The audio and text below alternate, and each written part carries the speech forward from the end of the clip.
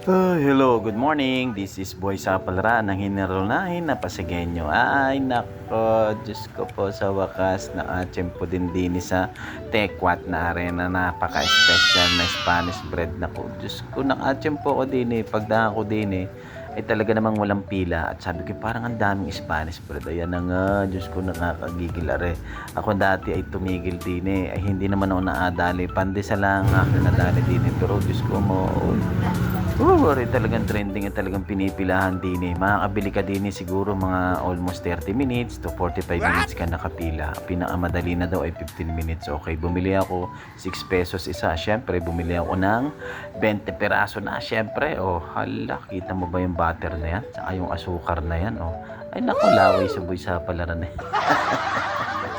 Ay, nako, katanghalian na siguro mga 11:45 siguro mga ang tao pa ay busog ay natsempohan ko bagong deliver siguro bagong gawa Spanish bread nila na 6 pesos lang po ha.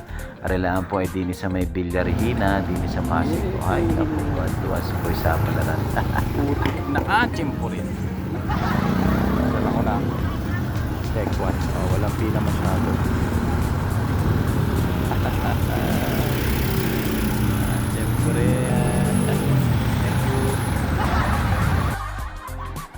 At yan na nga, kinagatan na ni Boy Saplar. Nakita mo ba yung butter, Diyos ko, nalaway-laway Basta si Boy Saplar, hindi. Mapapalaway ka talaga. Wala, natulo yan, natulo. Talaga namang napakasarap. Kaya naman talagang pinipila niyang tekwat na yan. Di nila yan sa Pasig, meron na rin sa iba, sa Bagong Ilog. Diyan dun sa Taguig, meron na rin. Basta rin masarap ay nauna tiyempo rin ay naku, nakakatuwa naman na rin mga nangyaring ari ngayong araw na ari. Ay nako, solve sa Spanish bread ni Tekwat. Maraming salamat, nakakatuwa naman.